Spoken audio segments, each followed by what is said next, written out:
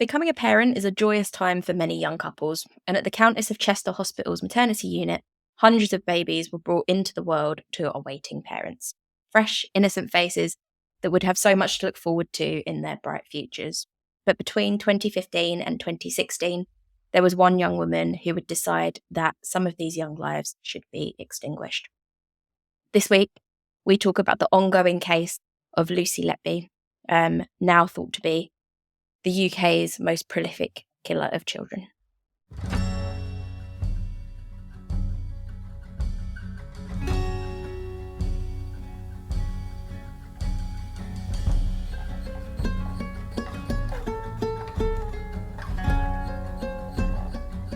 Welcome, fellow spooks, to this episode of Horror House. I'm Amy. And I'm Dom. And thank you for joining us today. We know you have a lot of choices when it comes to podcasts. And I'll be darned if it's ever said that we don't appreciate the hell out of you choosing ours. So thank you very much for being here. Dom, how are you, my dear? I'm good. I like how that is becoming more of like an airline announcement where they're like, we know that you have a choice of airlines to fly with, but we are very happy that you have chosen. Yeah, thank you for Horror House Airways. Deconstructing my joke there. I really appreciate it. The exercise here. Oh no, I've noticed that I do it as well. Yeah, it happened. It's true though. We do appreciate people being here, and there are a lot of podcasts out there, a lot of true crime podcasts covering a lot of the same things we do. But you're here and you're listening, and we fucking love that for you. Congratulations, you've made good choices. Absolutely. Yeah. Absolutely. But I'm good. The Disney blues, I think, have just about worn off. I say just about. They haven't. Yeah. That's not true. That's a lie. But no, I'm good. It's been a while since we recorded together, so I'm very excited. You've chosen a hell of a case to do for our first episode together in like 2 weeks. Yeah, sorry about that. I did kind of think, maybe I should do something, just nice and easy, light-hearted for the first one back in a few weeks, considering that I've basically not been recording due to my, ongoing depression and anxiety. But instead, what I thought I'd do was just dive straight in and, fuck shit up. Go for something that not only incredibly depressing, incredibly sad, and incredibly horrific, but also ongoing, and therefore probably not the easiest thing to talk about. Because do you know what? I like a challenge. Why not? Exactly. But no, I'm glad to be recording again. It's like I said, it's been a minute, so I've missed your face, and I've missed you, and I've missed recording with you. So I'm very happy. Also, we talked about it the other day. The YouTube channel has now surpassed 50 subscribers. I think we're on 51 subscribers now. Which is crazy. This is going to sound like a really dumb thing to say, and don't hate me for this. I can't remember if I subscribed to the channel or not. So I might not be one of those 50 subscribers. I think I did. I'm pretty sure I did. You have. Yeah, you have. Okay. That's it. I was starting to feel a bit bad. I hadn't subscribed to, our own YouTube channel, but if I'm there, then it's all fine. I think you might have been like the first subscriber. I think you might have been the first one. Or one of the first ones. I did that so that when we make it big, I can be like the hipster that goes, I was there from the start, man. and we can just ignore the fact that I'm a co-host. Like, that doesn't matter. We'll just, It's a different Amy that co-hosts. Different Amy. Yeah, we just happen to look very similar. Exactly the same. Yeah. Everyone has a doppelganger. It's your doppelganger that co-hosts. Yeah. But no, it's very exciting. And to be honest, I didn't subscribe to our own YouTube channel straight away. So don't feel bad to think that you didn't do it straight away, because I don't think I did. Sometimes. I know. Terrible behaviour. But good. Yes, thank you to everyone who's subscribed. We love you. We appreciate you. Telling you right into my camera. We love you. We appreciate you. I know that sounds very culty. I'm sorry. Just realised that sounds extremely culty. I mean, we're not indoctrinating anyone. I think it's fine. but no, it's very, very much appreciated. Yeah. We appreciate every single subscriber and every single view. Yeah.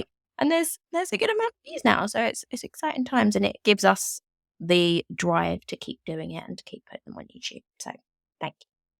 Absolutely. Couldn't have said it better myself. Definitely not a So cult. yeah. We're a happy family. Oh no, that sounds Oh God, that sounds that's so even much more worse. like a cult. Yeah, no, just stop. Dom, have you been following the Lucy Letby case? Have you turned on the news at any point in the last month? So I haven't been following it in depth, but I have been sort of keeping up with it here and there on the old interwebs. And I didn't realize that it was as far back as like 2015, 2016. I thought it Yeah. was. I didn't think it went as far back as that. But yeah, I haven't looked at it in great depth, but I've been keeping tabs on it every so often. Yeah. So obviously we'll go over sort of the timeline and everything that happened. 2015 and 2016 is when the crimes or the cases, the incidents actually took place. Nothing really came out about it until sort of 2017 and then ongoing recently with the trial, which took place at the end of 2022 and into the start of this year. So it's not been necessarily public for that long, but the incident happened as far back as 2015. Got you. So got you. that's maybe why. What I will say is that there's a bit of a caveat with this episode. The Lucy Letby case is ongoing. It's one that has multiple incidents, and further incidents are being investigated. So at the time of recording this, everything is factually correct. But things might have changed by the time you listen. To be honest, they're changing daily in this case. It's pretty landmark in terms of, UK law and a lot of the things that are happening in recent years. So by the time this episode goes out on Friday, it could even have changed. So don't hold it against me if anything's, shifted. But also another thing to remember is that this isn't a pleasant topic to talk about. It's not one that's not going to trigger people. So this episode does come with trigger warnings. We will be talking about infant death. We will be talking about child abuse. So if that doesn't sound like something you want to listen to and want to know about, then we will not be offended if you drop off right now. Like if you want to just go and listen to one of our other episodes, go and listen to something a bit more historical that hasn't happened within your lifetime, that isn't still happening in terms of the trial and the aftermath, then honestly, feel free. We won't hold it against you. It's, I think, one of the very, very few outlines for an episode that got to me. And as we all know, I'm a heartless bitch, so it's probably quite surprising that that's the case. It gives you an indicator of how bad it actually is. So feel free to dip out, and we won't judge you for it. We'll let you back next episode.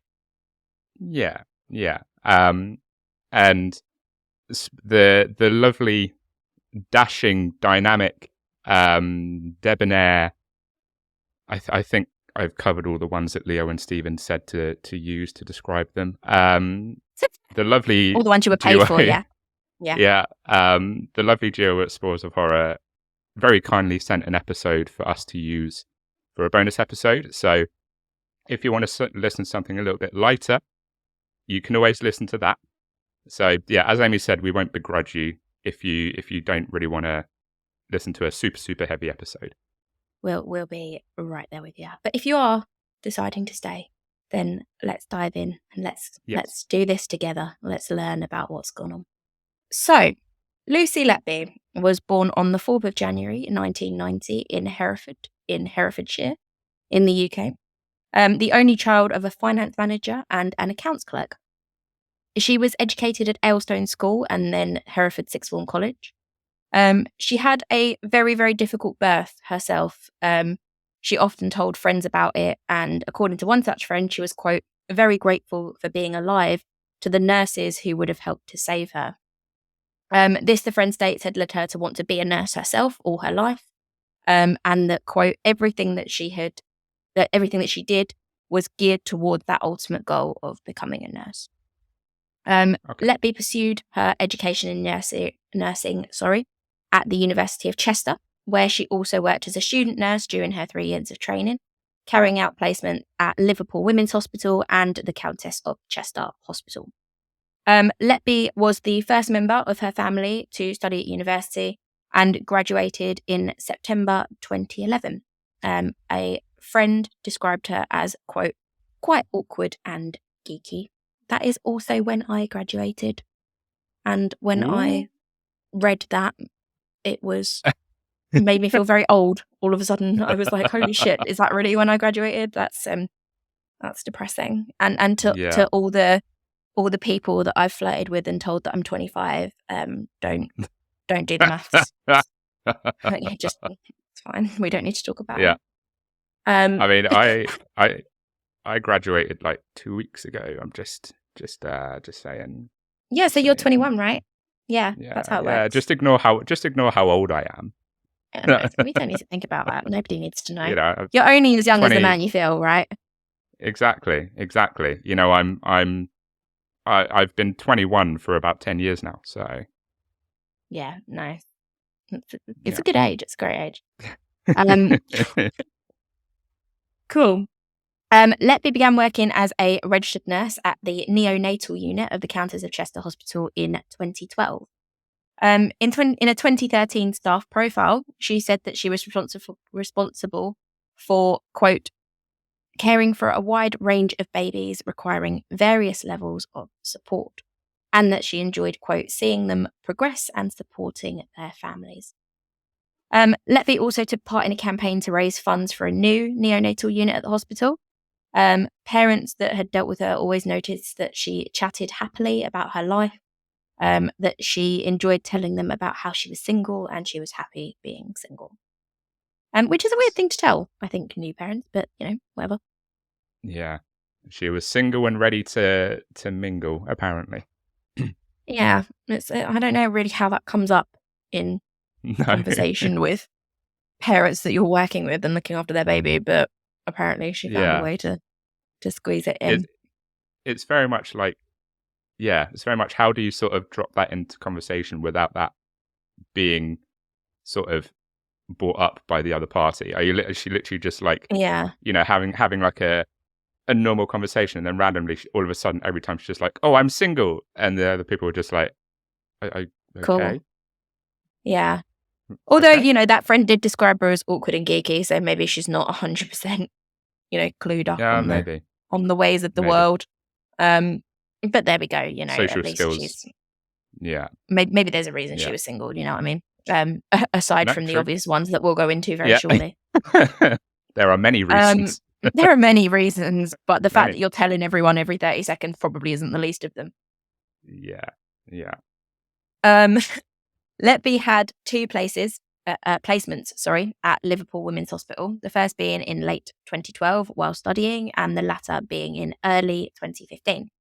It was asked that she be removed from the latter placement, the 2015 one, while an investigation took place into her conduct while working. She was moved around to various different departments before eventually landing in the Risk and Patient Safety Office, where she worked until her arrest in 2018. I've dived right in and said that she was arrested there. I don't think that's going to be a spoiler, particularly not if you're in the UK. You've probably seen it on the telly. So, if you're in America and you've got no idea who this woman is, sorry, spoiler alert, she got arrested. Probably wouldn't be an episode if she hadn't. To be honest, I have a feeling like it might be kind of well known in America as well, because a few sort of people that I've spoken to have been like, are you going to, American friends of the podcast have been like, are you going to cover the Letby case at some point? So I think it's starting to get a bit more well known over there as well. I think it's definitely creeping over. I think it's definitely worldwide. It's having obviously a massive impact in the UK. It's having a huge, impact on the way that we treat criminals and the law and all kinds of things. But I think the gravity of the situation and the circumstances, particularly the victims, mean that this Yeah. was never not going to be huge news across the world. So I don't think it's going to come Yeah. as a shock that she was in fact arrested at some point. Yes. It was when Letby had qualified to work in the neonatal and infant care units in 2015 that the suspicious event had begun. Letby had told others that she found non-intensive care work, quote, boring, and sought the action of the intensive care unit. When she was moved to day shifts, the suspicious incident notably moved from occurring overnight to happening in the daytime when Letby was working. As I say, her second placement, the one when she wasn't studying and she was qualified, took place in 2015. So we'll go over a timeline of the cases. And during this, I will be referring to the children as they were referred to in court, which was children, A to Q. I'm not being insensitive by not giving out names. Obviously, I can't give out names because they're minors. And that's how they were referred to in court. So that's how we'll cover things. Cool. The first notable suspicious incident was on the 8th of June 2015 when child A, a healthy baby boy who was being cared for on the ward at 8 p.m. when Lucy Letby started her shift. By 8:26 p.m, Letby had called a doctor as the child's state was rapidly deteriorating. The baby passed away less than half an hour later, just 90 minutes into Letby's shift.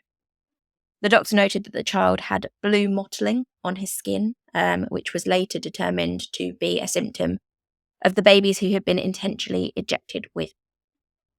The day after child A's death, Letby searched on Facebook for the child's parents, which, I don't know. Yeah, How it's do you feel probably about that? not a great way to not bring about suspicion to yourself. Well, yeah, it's not. It's just not a normal thing to do, is it? It's No. why would you want to do that? It's a very strange thing, but one that unfortunately does become a bit of a theme in the way that these things happen. Because I've seen that she did that quite a lot, where she would unfortunately kill a baby, and then she would search for parents and stuff like that. Yeah. And like, to me, that's just like classic narcissist. Like classic narcissist. Oh yeah. I mean, obviously this is all speculation, but I would assume it would be to see their reaction, to see what they're saying about the situation, maybe to make sure that she's not being implicated in anything. I don't know. There's a lot of reasons that you would do it, but not a lot of reasons to do it if you hadn't done something wrong. Is my assessment. Oh yeah, of absolutely. that situation. Yeah, 100%. 100%. The following day, on the 9th of June 2015, child A's twin sister, child B, inexplicably collapsed and had to be resuscitated. Just a note, not that I am, insulting anyone's intelligence or anything like that, but collapsed in these instances is a word that I'm going to be using a lot. I don't mean that they were walking along at 1 day old, and then they fell over. That's not the case. It basically means stop breathing in infants, not actually, collapsed. The child's parents had understandably, they'd just lost a child the day before, been with her all day, but were encouraged by the nurses, including Letby, to go home and rest before the baby's sudden collapse. Tests later showed loops of gas in the child's intestines, and as a result, it was later concluded that the child had also been injected with air, and the same blue sort of mottling was present on the child's skin. A few days later, so literally, not even a week, child C, a boy who seemed in good health, deemed to be, a healthy baby, died very suddenly. He collapsed soon after a different nurse had left the room. Despite Letby not being the child's designated nurse, She was witnessed standing over the child when the other nurse had come back in as the alarm sounded. So the alarm sounded, Lucy was the one in the room. A week or so passes, and on the 22nd of June 2015, child D, a baby girl, collapsed 3 times in the early hours and passed away. Those who attempted to save the baby noticed discoloration on the skin, and a post-mortem x-ray showed a striking loop of gas in front of the spine, which was consistent with air being injected into the bloodstream.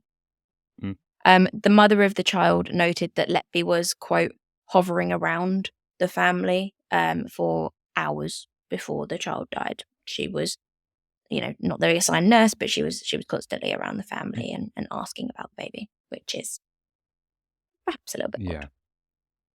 Yeah. And it's just so fucked. Particularly if there is an element of premeditation at this point. Yeah. You know what you're going to do. Yeah. Then befriending or trying to interact with the parents in any way is pretty fucked. Yeah. I think that's the best way to describe it. At this point, I want to point out that we've had 4 unexplained collapses and deaths within the month of June 2015. The reason that I point that out is because the previous year at the hospital, the entire year, there had only been 3 unexplained deaths and collapses. And there'd been 4 in June 2015. Yeah. Just to, take from that what you will. But just, straight up numbers don't lie, in my opinion. And that's not a great number to have to think. Yeah. Statistics do not lie. No. You can't lie with straight numbers, can you? No. And those are pretty shocking numbers. There's been more in a month than there have been in an entire year the year before. It's not a good statistic. No. All conveniently when Miss Lucy Letby was around. On shift. Strange that. Very strange. Very strange. On the 2nd of July, a doctor raised concerns over the sudden deaths and collapses, as she rightly would, given that there'd not been that many the previous year and you've witnessed 4 in the last, month or so. They raised the concerns, however, no action was taken against Letby, and nothing formal was raised, but the suspicious death did stop for over a month. The next one didn't occur until the 4th of August 2015, when a mother walked into the unit to feed her baby boy, known as Child E, only to find Letby seemingly in the process of attacking the child. The baby was distressed and bleeding from the mouth, with Letby, quote, faffing around and not really doing anything. The child died shortly afterwards due to an internal bleed, as well as, they would later find out, an injection of air. There were flecks of blood found in the child's vomit, and they passed away pretty quickly after the incident. So, the death stopped for a month. I'm conscious not to say she took a break, which is what I would normally say in this sort of case. But the suspicious circumstances stopped for a month after concerns were raised, which is, again, we'll go over in a little bit some of the ideas behind this case, some of the opinions that people have formed. But if you are one of the people who is of the opinion that she is guilty and she did do all of this, then I'd say that's your, one of many smoking guns that could be used. Yeah. Oh, no, 100%. On the 5th of August, so the next day, 2015, Child F, who was again Child E's twin brother, was being cared for in the same ward as one of Letby's patients. The child suffered an unexpected drop in blood pressure and a surge in heart rate, which was later found to be due to being given an extremely high amount of insulin into the bloodstream, obviously insulin being the medication for diabetes, but etc. No babies on the ward at the time had been prescribed insulin, which, is not an easy mistake to make. Yeah. Potentially Yeah. a mistake, but when no one on the ward is being given insulin, what are you doing with insulin even on you? Yeah. Um, Yeah. Bearing in mind that insulin was kept in a locked cabinet in the nurse's station, that's Yeah. not Yeah. accident getting anywhere, No, especially if it's not on the exactly. chart, which it wouldn't have been. So, Exactly. yeah. Exactly. And it's not like she can even be like, I had it as a precaution, because like you say, one, it's going to be on their chart if they need it or not. So if they don't need it, then you're not going to need to carry it, and no one else needs it, or no one else is having it. So that's another reason why you don't need to have it on you. Yeah. Exactly that. It's definitely it's suspicious, which is Yeah. a word that's going to get bandied around a lot. Again, as I mentioned before, it had become a bit of a pattern. Letby would search for the parents of child's ENF multiple times on social media in the following months. It should be noted that at this time, I could have written pages on how many investigations, internal investigations, individual suspicions were raised during this time. There were a lot of them. People were doing their jobs. But at this point, one of the consultants did make his feelings very clear to other people within the unit that Letby should not be working there. Okay. But the claims were dismissed and she was allowed to continue working at that time. On the 7th of September 2015, so just over a month later, it was child G's 100th day of being alive, and it was something the nurses were celebrating, and they'd put banners up and, had the parents in to celebrate that fact. However, on the same day, the baby collapsed just 15 minutes after Letby had been feeding her. The child survived, but is now very severely disabled as a result of what happened. The baby was witnessed projectile vomiting blood, and her heart rate and blood pressure were dangerously low. It was later found at trial that the cause of the projectile vomiting was excessive overfeeding, which could not have happened accidentally, because at that time the baby was being fed by a machine and not by a person. So it wasn't, it wasn't an accident. It was later found that Letby had altered the baby's chart, amending her vitals, so it would seem that at the time of the collapse, she had been progressively getting, worse, and to a point where she would have collapsed. It was also noted that child G's collapse happened on the day that she was originally due to be born, so she was a premature baby. And on the day she was due to be born, that was the day that she collapsed and could have, very easily died had it not been for, doctors looking after her. This is a very long timeline, but one that is important to get through to understand the extent of all of this. Notice that I mentioned at the start I would be referring to the children as children A to Q. And on the 23rd of October 2015, I'm only at child I, who was a baby girl. She passed away on that day. This was the 4th time that she had collapsed, and on the 4th occasion, Letby was found standing over her incubator. Obviously, she passed away very sadly. Letby had then decided that she would send a sympathy card to the parents of the child, which it turned out much later. Yeah. Which it turned out later she actually kept photographs of on her phone. She took pictures of the card before she sent it so she could save them. She also asked for time off to attend the funeral, which was denied. Obviously, it's not generally the dumb thing anyway. Yeah. The child's mother also said that, this is one of the bits that I was a bit like, okay. She said Letby had, quote, smiled as she bathed her dead daughter and offered to take pictures of her. The child's stomach again was found to have contained air, and her skin still had some of the mottled appearance as the previous victims who now known to be injected with air.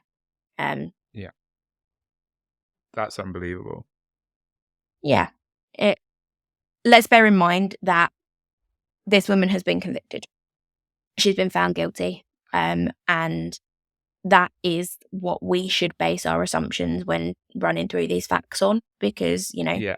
that's the whole point of the justice system in the UK. You're found guilty by a jury of your peers, and that is the justice system that we have to trust in.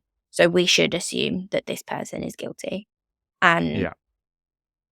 given that assumption, the fact that you're sending a sympathy card to Yeah. the I was parents of just one of about your to say. victims on its own is sick. Yeah. The fact that you've kept Yeah. pictures of it is even Yeah. worse. Like, I just don't know what goes I'd through someone's head.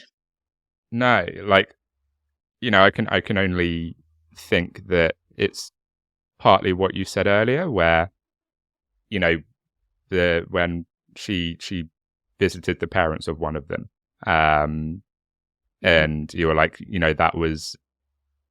that had signs of, them, that she wanted to see their reaction, and they wanted to see what they would do, and stuff like that.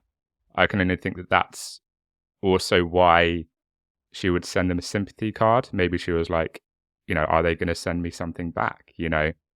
How is this going to make them feel? Like it's some sort of sick, some sort of sick pleasure for her. And keeping photos of the card as well, that you can like what's she doing? Just sitting on her couch, like going through her camera roll one night and just looking at them for whatever reason.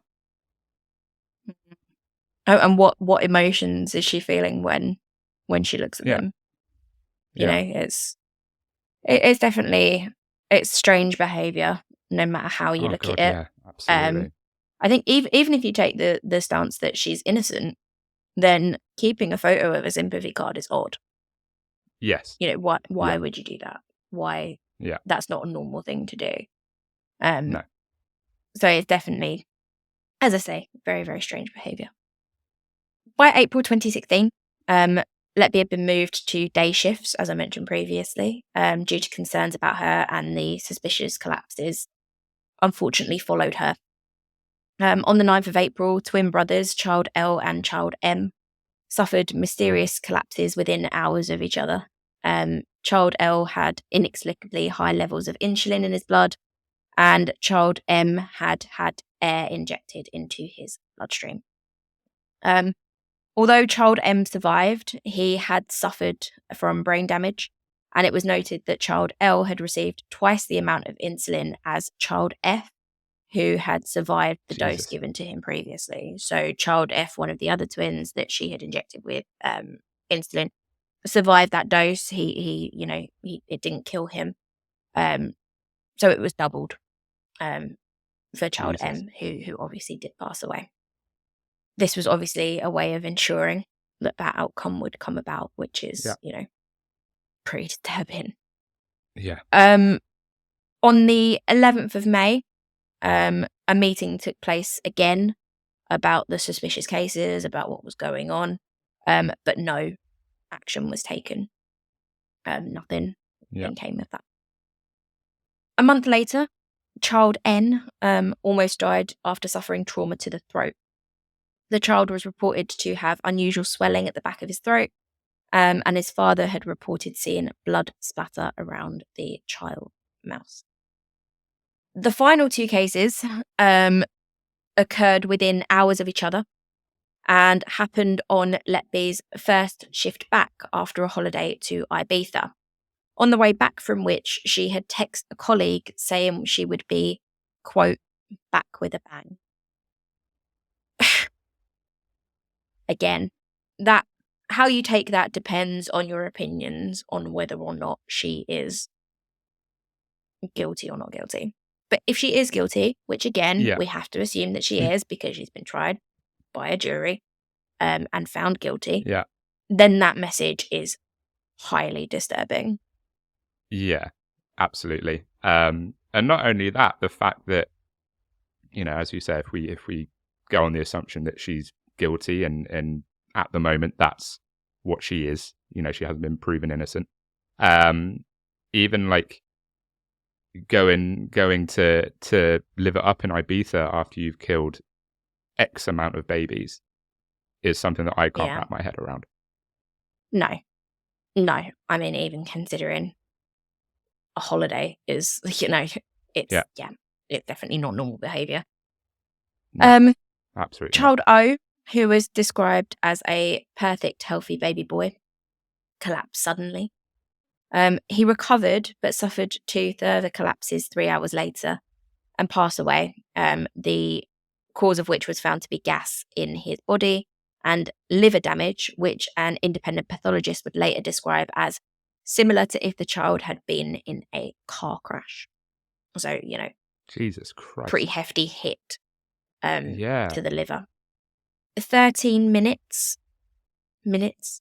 after child O's death, his sibling, he was one of triplets, so one of his siblings was being fed by Letby. Baby P, or child P, when his diaphragm collapsed suddenly. Doctors attempted to revive the child, during which Letby was quoted as saying, quote, "He's not getting out of this hospital alive, is he?" Shortly after which the child passed away. That child was also found to have gas in his body.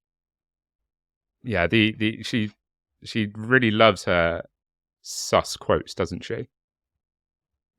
Yeah.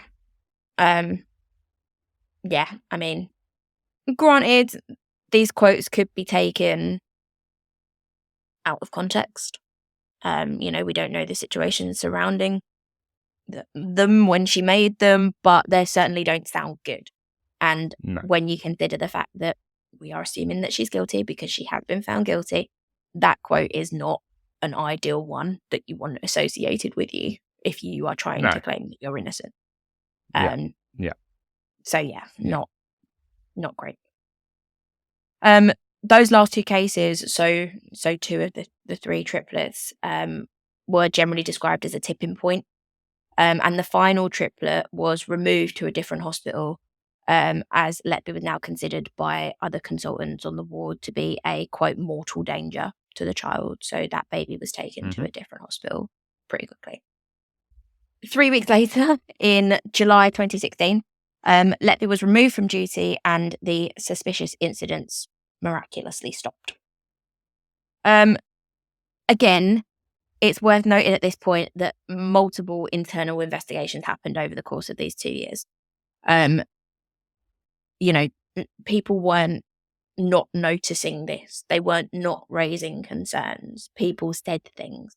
And more often than not, they were either dismissed, no consequences came about as a result of them, or in some cases, it was decided that the reputation of the trust of the hospital would be too damaged if it came out and turned out to be false. So nothing really came about. However, the internal investigations did bring about Letby's transfer to the patient safety office and away from clinical duties. So away from babies, away from, you know, being an immediate danger into essentially an office role, which can only be, you know, a good thing, right? Obviously, that's good news. I'm sensing a big butt coming, and I like big butts, but I don't know if I'm going to like this one. You're not going to like this one. It's not an ideal one. It's not a good big butt. It's a bad big butt. It's not a good big butt. It's a bad big butt. But in late July 2016, an appeal was put forward by Letby to return to neonatal clinical duties, and it was upheld. It wasn't only upheld, but she was offered a placement on the neonatal unit at Alderhay Hospital in Liverpool, as well as opportunities to further her education with a master's while doing a placement there, as well as a written apology for having moved her from clinical duties in the first place.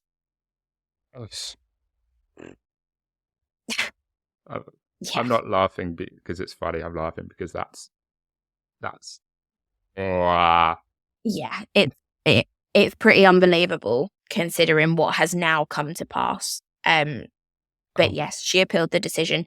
She wanted to be moved back into, caring for babies. There was that quote that I mentioned earlier where she said she missed the action of the neonatal unit, and that's what she wanted to get back to. And that appeal, like I say, was upheld. Jesus Um, Christ. it would not be until April the 27th, 2017, that the police would be involved when consultants met with them to raise their concerns. And it's worth noting that that date when the consultants raised those concerns was just 6 days before Letby was due to return to the neonatal unit as a result of that appeal. So very cutting it fine, She Yeah, was very close to yeah, being back in that environment and potentially a danger to yeah, children. Um, yeah. the involvement of police was publicly announced on the 17th of May 2017 and named Operation Hummingbird, which sought to determine that the death had been brought about by, quote, inflicted harm and not by natural causes. Hmm. So that's the timeline. That is the incidents, the murders, the attempted murders of the babies. Yeah. I think on that note, it's be a good time for a break, wouldn't you say, Dom? Yeah. Yeah, I need to make I need to make another cup of tea and Yeah. have a cigarette and go out into the street and scream a little bit, I think. Yeah, I think so. Um, it was a lot to digest. Dom, I hope you're okay. Listeners, I hope you're okay. I hope that wasn't too heavy and that you were at least aware of some of it. If you've been following this story, if you're finding this too traumatic, please don't worry. If you don't want to come back for part 2, we will not be offended. It's fine. No. But if you do want to, if you're feeling okay and you want to come back and you want to hear about Lucy Letby's arrest, about her charges and about the outcome of her trial, then please do join us back here in just a few. Yes.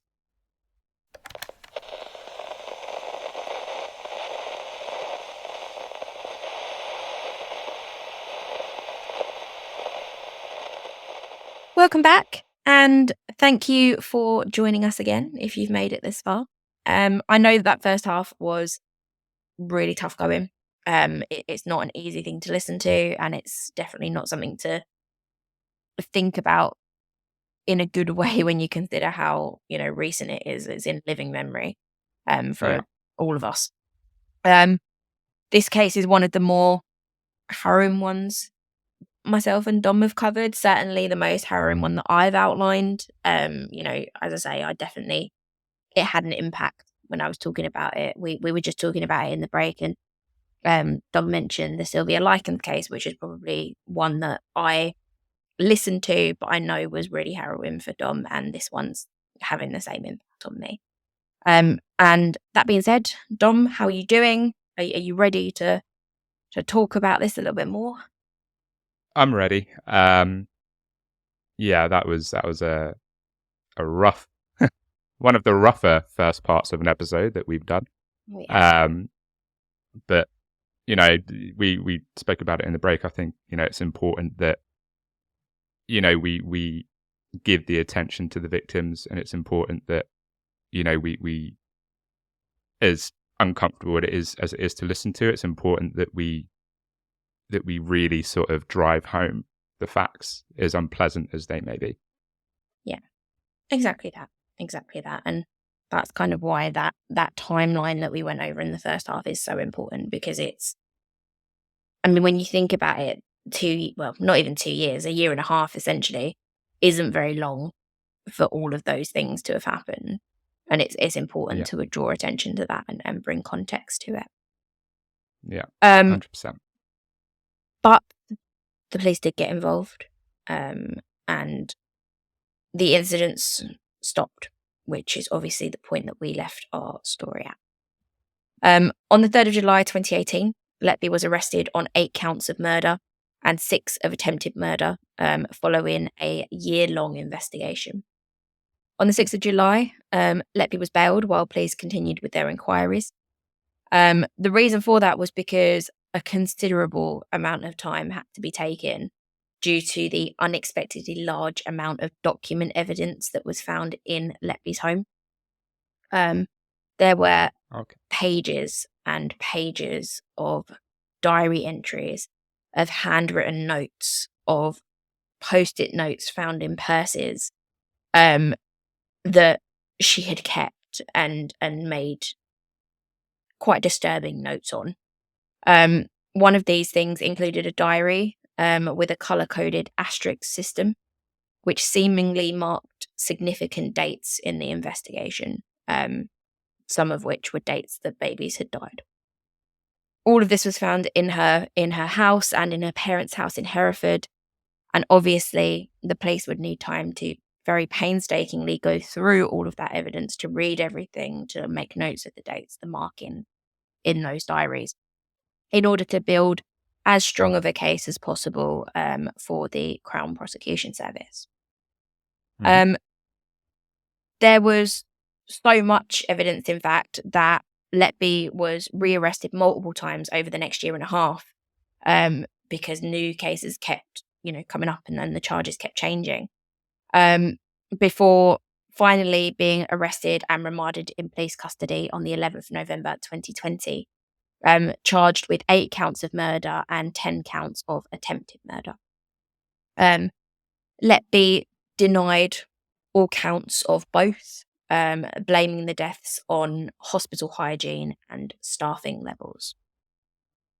Okay. I'm sure there's a connection somewhere there in her mind, but yeah, I'm not 100% sure what it is. Yeah, exactly. I'm not sure how hospital hygiene would result in babies having air in their system and lethal doses of insulin, but okay, Lucy. Me neither. It's a pretty weak argument.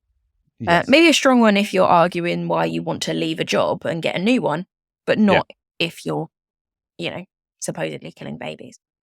If you're defending yourself for murder, it's probably not a strong one, is it? Not a great one. Letby's trial began in October 2022, and it was during this that the true extent of her crimes was understood. Again, referring to her victims as child A through to Q. The prosecution described Letby as, quote, a constant malevolent presence on the neonatal unit, and parents of the victims testified to Letby's unusual behaviour, not seemingly doing anything while a child is suffering, and, excessively hanging around the families of the victims despite them not being her patient, that sort of thing. Letby had often been found to be attacking babies, and when questioned by the parents in one incident of this, she replied, quote, "Trust me, I'm a nurse." Oh, really? Which, if you're sitting on that jury and you're leaning one way or the other, if the way that you're leaning is that she is guilty and she's just said to someone, "Trust me, I'm a nurse," you're not going to have a great opinion of this person. No, absolutely not. And trust me, I'm a nurse means jack shit. Like, yeah. That's nothing. Yeah, no, exactly. The parents of another baby that she'd been particularly fixated on mentioned that she was, again, this was, I mentioned this in the timeline of cases, but that she was smiling as she described bathing the dead child, and was talking about how much the child had loved it, which, considering he had already passed away, isn't a normal thing to say. Yeah. And again, on their arrest, it was found that she... Sorry, go on. No, I was legit gonna be like, how could the baby love it? It's dead. And then I was like, that probably sounds quite sensitive, but still, how could the baby love it? It is no longer alive. That makes no sense. It's just an odd thing to say, a very odd thing to say. Yeah. And again, a lot of evidence was found to suggest that she had kept the photos of sympathy cards that she had sent to parents, which obviously we mentioned previously. She also kept in communication with some of the parents, texting one, quote, "How do such sick babies get through and others just die so suddenly and unexpectedly?" Because if you, Lucy, you fucking... Oh, my God. Yeah. uh, Again, the audacity. It's a pretty bold thing to say. Yeah. The audacity of this Again, woman. yeah. Again, she searched for the families of many of her victims on Facebook. One was even searched for on the anniversary of the child's death. And when asked why she did this in court, she couldn't explain it. She didn't really have a good explanation as to why she looked for them at all, let alone on anniversaries of significant dates. And there is no good explanation. Like, there's no way No. that she could give it a good explanation to that. Absolutely none. No, not at all. Not at all. The defense painted Letby as a, quote, dedicated nurse in a system which has failed. But on the fourth day of her trial, a piece of evidence would be presented that would probably help the jury have made up their minds to quite a great extent. The evidence was a handwritten note from Letby, from one of her diaries, which said, quote, "I am evil, I did this." And that, quote, she killed them on purpose because she couldn't take care of them. It stated further, quote, "I killed them," and, quote, "I'll never marry or have children. I'll never know what it's like to have a family." Okay. So that makes it okay then. Okay. Also, like, if you can't do a job, then leave that job and do something else. Yeah. Like, I mean, again, I don't want to, like, put ideas in people's minds. I don't want to, sway things either way. But as is often the case when we're talking about these things, I do like to play devil's advocate. And she did write those things. It's her handwriting, it's her diary. She wrote them. That's end of story. But if you look at it from the perspective of she is a killer of children, she wrote these because she was proud of what she did, then yes, it is very damning. It is very upsetting, and she's a psycho. If you look at it from the perspective of she is innocent, babies were dying while she was working on a unit because of, whatever reason, be it hygiene, be it stifling, whatever. But she had worked her whole life to become a nurse and was realizing that she couldn't help these children. Then the way that you interpret those words becomes very different. Yeah. I killed them doesn't necessarily mean that she physically killed them. It could mean that she felt like she could have done more to help them. She feels responsible to an extent for their death. Maybe she didn't report that there was a low staffing level that day, or that something hadn't been cleaned, or whatever it was. You don't know the depth of the thought that went into her writing that. So that alone as evidence, I don't know if it would have been enough to convince me beyond a reasonable doubt, because that's how we convict, beyond a reasonable doubt that she was guilty. Again. Yeah. I think she probably is, but that's me playing devil's advocate again and just putting that forward. Yeah. I'd say it's probably, it doesn't look good. No. But at the same time, context could go one way with context, but also you could look at it as at a different way. So, yeah. Exactly that. The defense argued exactly that. That the notes were, quote, "the anguished outpouring of a woman in fear and despair of what was being said about her. But further evidence would seemingly prove that that was not what it did. Letby was found to have kept medical documents, such as resuscitation sheets and blood gas readings from the babies that had died. And when she was questioned on why she did this and why she kept them, she said that she had no way of destroying them, despite the fact that her shredder was found in her home. So she did have a way of destroying them. Yeah. The shredder wasn't working that day. The shredder was on the fritz. Obviously, the prosecution argued that they were kept as some sort of trophy for what she'd done. Her diary was also introduced as evidence and contained the initials of the babies on the exact days that they had died. It was in this diary that she had the note stating that she was evil and that she did this. And these were deemed by the prosecution to be confessions of guilt. Letby herself gave evidence in court in May 2023, breaking down in tears and claiming she was made to feel as though she were incompetent, but, quote, meant no harm. When asked why she wrote, obviously, the note saying that she was evil, Letby said, quote, "I felt at the time that I'd done something wrong.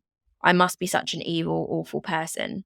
I'd somehow been incompetent and had done something wrong, which had affected those babies." Right. She also said that the allegations had very negatively impacted her mental health, saying, quote, "I don't think you can be accused of anything worse than that. I just changed as a person. My mental health deteriorated. I felt isolated from my friends on the unit. From a self-confidence point of view, it made me question everything about myself." End quote. Yeah, it sounds like she's going a bit of a woe is me defense on that one. Maybe. Interesting that you say that, Dom, because if you're listening to that and you're in the jury and you're thinking, you know what, maybe she does just feel guilty. Maybe this is someone that's dedicated her life to helping children. And, you know, she's getting very upset because she hasn't been able to do that. Maybe you were thinking that until the prosecution point out that she only broke down when talking about herself and the impact that it had on her. Yeah. When she was talking about the babies, she didn't show any emotion in relation to their fate. And obviously the prosecution said that that was a very telling thing. Yeah, I was going to say that, like, I would have assumed that her emotion only came when she was talking about how this impacted her. It just, like, when you were sort of talking about, when you were reading out the quote, like, I just got this gut feeling, and I was just like, this sounds like a sympathy vote. This sounds like a sympathy defense. On July the 10th, 2023, the jury was sent to deliberate. One of the things that they perhaps had to maybe speculate on or definitely think about was motive. And it's certainly something that I think a lot of people would question, because why would anyone want to kill a baby? And there's been multiple theories about what that motive could be. The first of which the prosecution speculated on, that perhaps Letby enjoyed, quote, playing God, and enjoyed the control she had over the babies' lives. Another speculation was that she had done it to garner the attention of a married male doctor who also worked on the ward, with whom she'd been having an affair. Letby obviously denied that. She admitted that no affair took place. But, you know, maybe that's a reason that you would do it if you're handling the death of a baby that was in your care. Maybe that would get you some attention from a doctor who understands that or wants to help you through that. I can't really. I'm not sure how I can sort of be like, that just seems a bit outlandish. Yeah. Yeah, I mean, I would agree, but not outside the realms of possibility. Another idea was that she had done it because of jealousy of the ability of other people to have a family. This was fueled by the finding of post-it notes in her purse after the killing, which read, quote, "I killed them because I'm not good enough to take care of them," and quote, "I'll never marry or have children. I'll never know what it's like to have a family."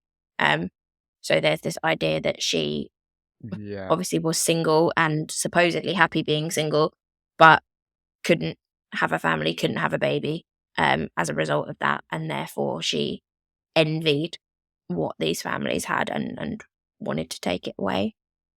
To be honest, I don't have like a hard time dismissing that as a potential motive. I don't know. Like, I don't know. It doesn't sound impossible for that to be a reason. It's a fucked up reason, obviously, don't get me wrong. But Yeah, I think the journey in your head is a questionable one. yeah, Personally, I'm not one of these people. I've got no maternal instincts whatsoever. I have no desire to have a baby. But yeah, I know plenty of women that do, that are desperate to have children and want to be a mother very, very badly. What I can't understand is how removing that from other people benefits you and your situation. That to me, yeah, I mean, again, maybe this is thinking too logically. I'm a sane human being. I don't kill babies. So maybe it's too logical. But that to me is more likely to result in something like kidnap. You're handling babies, yeah. you're looking No, after true, babies. What's to stop you walking out of the hospital with one? If you want one so badly, take one. You know, true, it doesn't, true. ending a child's life doesn't benefit you there. So I don't know. That was my main issue with that particular speculation on motive, is that I think it's very extreme. It's a very extreme reaction if that's what you want. Yeah, And no one's ruling out a mixture of these motives. It could be one of these things, it could be all of these things. yeah, But, that for me is probably one of the maybe weaker ones. yeah, One that's potentially a bit stronger is the idea that she was a copycat of Beverly Allitt, who, if you don't know yeah, who that is a woman who in the 1990s had attacks over a dozen infants in her care in Grantham in England. And the methods used by her were almost identical. yeah, In Allitt's case, it had been suggested that she made the killing due to Munchausen's via proxy, a conditions yeah, in which she would harm others to gain attention for herself. Um, but in terms of methods, in terms of obviously attacking babies, lots of comparison, very, very similar. And, I mean, we're a true crime podcast. We are not unfamiliar with copycat killers. They're no, out there. yeah, So that one to me seemed perhaps had a little bit more gravity yeah, to it. yeah. I would agree, and we spoke about it during the break. I said this is strikingly similar to Beverly Allitt. When you were talking about the timeline, there were Yeah. so many of them where I was like, this is exactly what Beverly did. Like, this is exactly what Allitt did. And if you are interested in hearing about Beverly Allitt, we do have an episode. I did it a while ago now, so I don't know what episode number it is, but if you feel like you want to listen to that, I'm not sure why you would want to listen to it, but it's there. I mean, it's But definitely one to follow up this one with. yeah. So I can see that. I could even see how, just like with Beverly, Munchausen by proxy was talked about. I could see it with Letby, maybe. Yeah. It I mean, yeah. when you look at the fact that she was trying to keep in contact with the parents, that she Mhm. kept evidence of the fact that she was sympathizing with them, that in court she was only breaking down when, she was talking about the impact it had on her and how her life had been affected by this. When you look at that, the attention she would get from those babies dying in her Yeah. care, i.e., "Oh my goodness, that must have been so hard for you. Are you Mhm. okay? Do you want support?" Mhm. Seems like perhaps the kind of attention that someone like her would maybe crave. Yeah. Yeah, absolutely. And even if it's not Munchausen by proxy, I just I feel like there's something there, whether it's a narcissistic personality disorder, whether it's some other sort of disorder. None are coming into my mind right now. But it feels like there must be something there. Like, Yeah. I the fact that there isn't some background of some sort of mental disorder, and there's nothing like that, and she's killing babies like without any of that going on. I can't really. That doesn't seem like something I can grasp. I feel like there has to No. be something mentally Yeah. wrong with her. Yeah, I would agree. I would agree. Um, whatever the motive, whatever it was that caused these events to happen. On the 18th of August, not that long ago, 2023, Letby was found guilty of 7 counts of murder and of 6 counts of attempted murder. On the 21st of August, she was sentenced to life imprisonment with a full life order, which is the most severe sentence a UK Yeah, court can give currently. Her being only the 4th woman in UK legal history to receive it.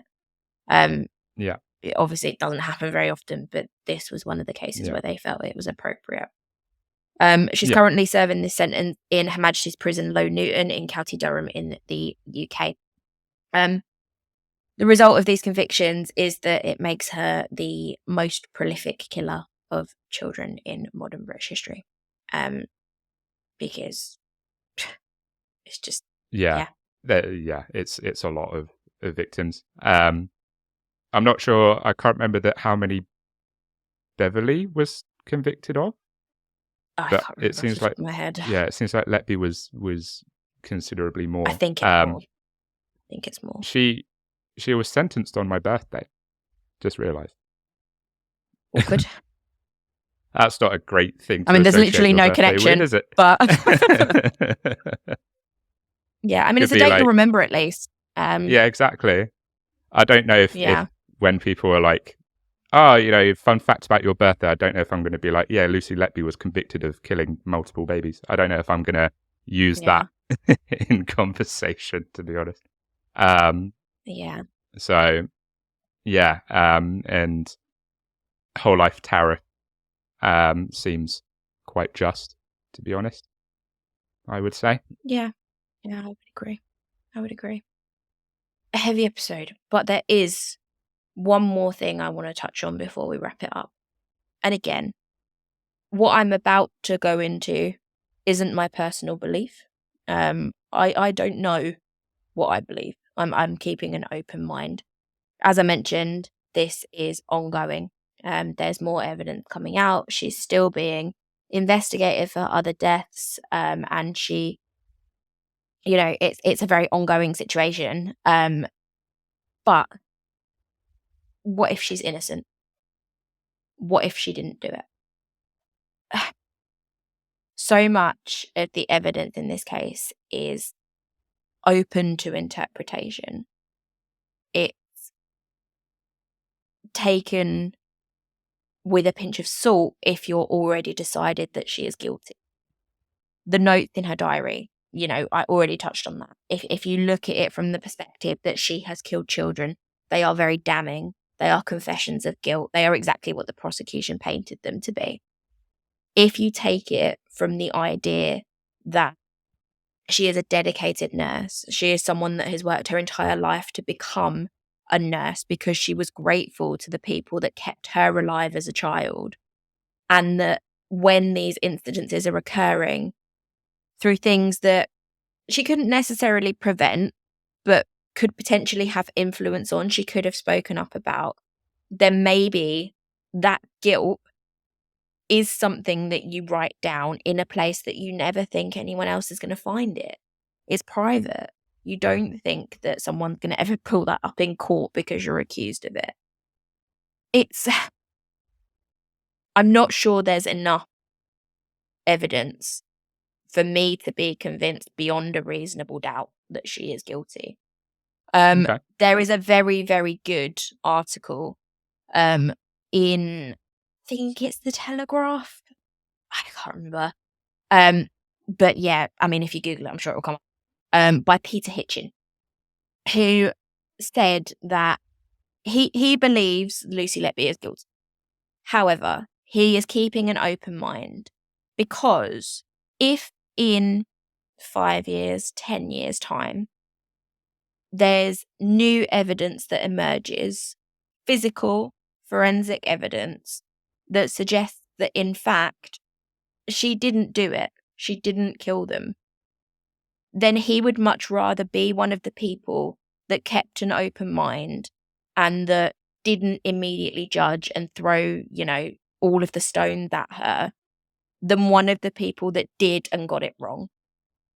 And I think that is where I would like to be on this as well, is that it's not up to me to judge her. It's not up to me to criticize what has been decided for her.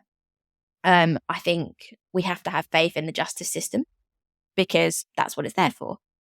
But if it turns out that it's not the case, that she did this, then I don't want to be as wrong as some other people might be perceived to be.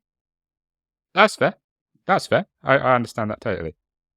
Pretty heavy standpoint. Also, another note on that is that there are a lot of people, friends, family, and then people that she worked with, who saw her working day to day, that worked with her on the units, that maintain that she didn't do it, that she was innocent, that that's not her character, and are saying it publicly. Now, when someone is accused of doing something so awful, in my head, you have to be pretty fucking sure that they're innocent to stand by them to that extent and come out about it publicly. Yeah. Another note, she took the stand and gave evidence in her own defense. That is not something that any lawyer, pretty much anywhere in the world, is going to advise you to do if they believe that you're innocent. If they believe that you're guilty, or that there's any question that you're not innocent. They're not going to get you to take the stand. And she did. Yeah. There's a lot of things that don't add up. No, that's fair. But the only problem, and obviously there's always a problem, the only problem is that if it wasn't her, then how did they all die? Yeah. I think that's the sticking point, isn't it? Yeah. Because if it wasn't her, like she was, if it wasn't her, then she was in the right place at the right time a lot. Yeah. And like, how many coincidences are there until you're like, okay, maybe these aren't coincidences anymore, because the common denominator is that Lucy was there for every single one. Yeah. So, like you say, if it wasn't her, then who else could it be? But at the same time, I get that people have an open mind about it, and like you say, you can be like, I think she's guilty, but maybe there's some evidence that isn't strong enough for me to be like, yeah, that proves it. Like, I think you can believe someone's guilty, but at the same time also be like, well, yes, they probably did it, but at the same time, some of the evidence isn't massively strong for me. There are some things that are a little bit weak, for example. Yeah. 100%. It's maybe we'll never know. In my head, there's two possible outcomes that go on from now. Before I go into those, I'm just going to give a couple of very brief updates because there have been some since. Even I wrote this outline. I'm talking like in the last couple of days. The first one being that UK legislation is looking to be changed as a result of this case, which is definitely something good.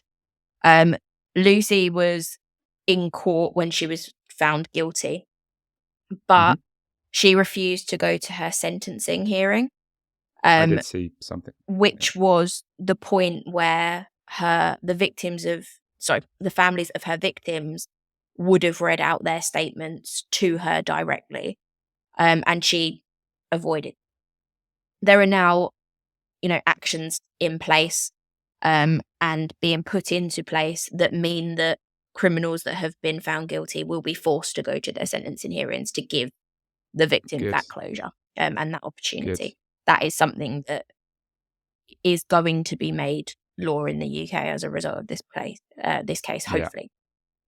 Yeah. Secondly, as of the 25th of September, which is 2 days ago, the CPS, the Crown Prosecution Service, have confirmed that there will be a retrial on one of the 6 counts of murder of Lucy, which is due to take place next year. So by the time you're listening to this, if it's in a year's time or whatever, it might be that she wasn't convicted of 6 counts of murder anymore. It might only be 5. Now, the reason that I did an update first is because Lucy Letby will be in prison for the rest of her life. Whether that retrial is successful for her and she's found not guilty of it or not, she's never going to be retried on 6 counts of murder, and therefore she will be in prison until she dies. That's just how it is. So in my head, one of 2 things could happen. Number 1, she is innocent and something comes about in technology, in forensic methods that gives the ability to prove that. That happens. If you've seen Making a Murderer, Stephen Avery got off of his first charge as a result of forensic, evidence being updated and improved, and it happens. In which case, she's been in prison for however long that takes for it to happen, but it's potentially overturned and she gets released. Secondly, which I think, given extensive knowledge that we happen to have of previous true crime cases, is probably the more likely scenario. She goes to prison. She's there for however long, a certain amount of years. And it gets to a point where it finally sinks in that she's not coming out and that her situation is only ever going to improve within prison if she offers police something that helps them with their investigations. In this case, confessions. Not only of the 6 murders that she's been convicted of, potentially 5 by the time this goes out, who knows, but of the murders she's been convicted of, but also of the other incidences that are currently being investigated that aren't yet attributed to her. Maybe she'll confess to some of those as well in order to make her life in prison a bit easier. She won't get out, but it might mean that she can be more protected or be a bit more comfortable. And those are the 2 things in my head that seem realistic going forward, that they could happen. Like I say, the second one a lot more than the first one, but who knows? Yeah. Plus, she's probably going to need a bit of protection in prison because, let's face it, baby killers don't normally do very well in prison. No, they do not. No, they do not. So, oof. But yeah, I would say the second scenario is probably a bit more likely than the first one. And if it is the case that she did kill other babies or she did attempt to harm other babies, then that needs to go to trial. It needs to be known, because there are families of those babies that want to know why their child is dead, or why their child is potentially, disabled or affected for the rest of their lives as a result of something that she did. So I think trials in those cases are 100% valid, and hopefully, if the police do find anything as a result of their investigations, those trials happen. Heavy episode, Dom. Thanks for sticking through it with me. That's all right. And listeners, thank you for if you've made it this far. Thank you. I know that this isn't an easy one. I won't lie. I had a few moments when I was outlining the episode where I had a bit of a cry, and I questioned the state of humanity and I questioned a lot of things. So if you're still here, thank you for still being here. Dom, I can't speak anymore, so please see us out and tell us all of the ways that people can support us if they decide to. Yes, I will. I will sort of put a little bit of my opinion across, I suppose. Please do. Please do. I would probably say that I'm a little bit less on the fence with it. I think I don't know if I'm going to be like, I'm going to die on the hill that she's guilty, but I would say like 90%, maybe 95% is like, yeah, she did it. There are just a few things that sort of sway me to be like, she did it. The main one I think for me is, and this might not be a strong sort of one to use, but I think that the fact that if it wasn't her, like, she was there for every single death, and I think that says a lot for me, because if it wasn't her, then who else would it be? Because she was the common denominator that was present for every single one of them. And obviously you could look at the diary in you could look at that in two ways. You could look at that as an admission of guilt. You could look at that as, she couldn't save them, which is why she said that she killed them, not that she personally killed them. But I think like just the fact that she was there on every single occasion.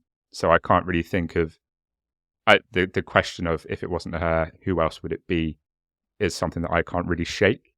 And the looking for the families on social media is something that sticks with me. I think the sending sympathy cards and then taking photos of said sympathy cards, there's something about those things that just make me be like, I can't see her being innocent.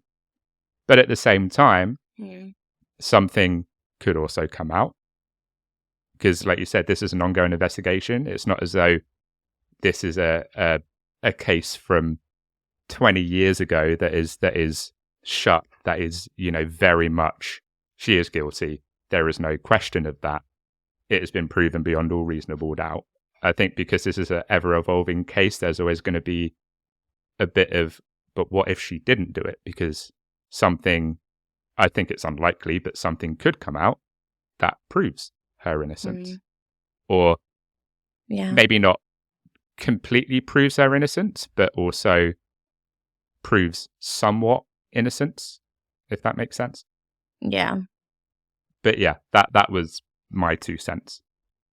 I would say most of me says that to be honest, I think responsible. Yeah, I think if you spoke to anyone in the UK right now, they will have some sort of opinion, whether they've got a very small amount of knowledge, whether all they know is the name and what she did, or whether they've looked into it extensively. They will have an opinion on whether or not she's guilty.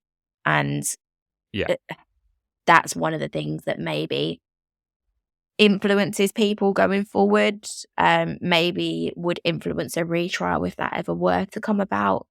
And that's something that, has to be taken into consideration. But yeah, maybe we Yeah. do have very slightly different opinions, but that's always going to be the case, until there's hard, concrete, physical evidence that she did or didn't do it. No one's ever going to be convinced. Yeah. Yeah. And I think, if I look into it a bit more extensively, maybe that might change, because I've not looked into it massively. I've looked at some online articles, and so I haven't, researched Lucy Letby extensively. So maybe that might change the mentality if I did, really look into it much more extensively than I already have. But yeah, that's my thinking. But anyway, enough of my ramble. Let's wrap this up. Thank you for listening. It's been quite a heavy episode, one of our heavier episodes, one of our longer episodes as well. We're at 1 hour and 45 minutes of recording time at the moment. Crazy. So we do appreciate you, listening. If you've listened to the whole episode, if you listen to the first part and then we're like, that is too much, we totally understand. Absolutely. There are podcast episodes that I've listened to of other shows that I've listened to the first part and then I've been like, yeah, I can't do the rest of this. So completely understandable. You might be happy to know that next week's episode isn't going to be as daunting as this. Thank God, because I don't know if I could do another super, super heavy episode. I can't do this every week. I'm getting old. The old ticker can't take it. Yeah, that's it. My blood pressure is high enough. I don't need it to be any higher.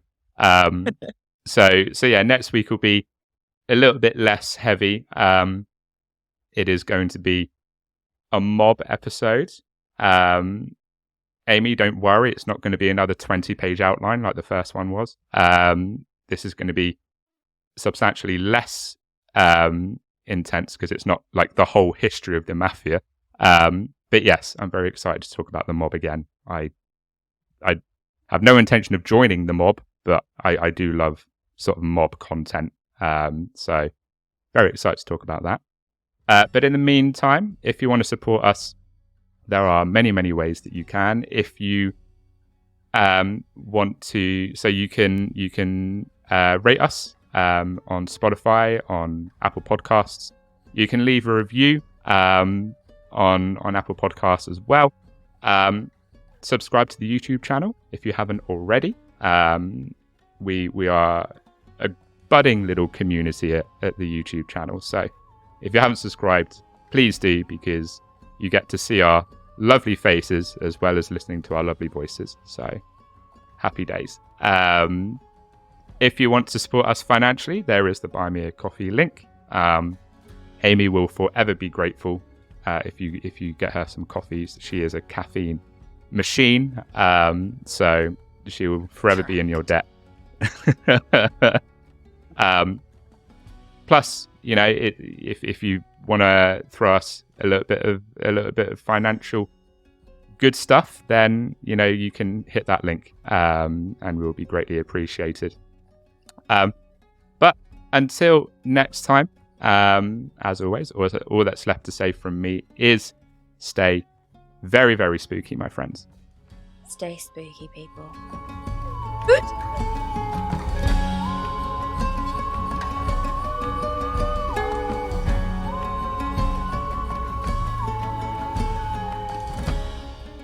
Oh, I'm shattered. I'm so exhausted. I really hope that I don't get hit with some sort of lawsuit as a result of that as well, because that would really suck. I'd really put it down on my week, Yeah. Bloody hell, Lucy Letby. Not someone that I would want to go and have a drink with. I tell you what, the one thing that I am quite glad about is that her name has alliteration, because otherwise I don't think I'd be able to say it as much as I have been over the last, 2 hours. You did quite well on that. Thank you. Very, very good. No pronunciation slip-ups. Proud of you. Cheers.